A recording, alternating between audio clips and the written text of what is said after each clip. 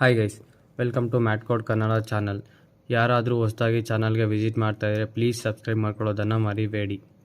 ಈ ವಿಡಿಯೋ ಮುಖ್ಯವಾಗಿ ಯಾರ್ಯಾರು ಸೆಕೆಂಡ್ ರೌಂಡ್ನ ಕೌನ್ಸಿಲಿಂಗಲ್ಲಿ ಚಾಯ್ಸ್ 2 ಹಾಗೂ ಚಾಯ್ಸ್ 3 ಸೆಲೆಕ್ಟ್ ಮಾಡಿರ್ತೀರೋ ಅವರಿಗಾಗಿ ಆಗಿರುತ್ತೆ.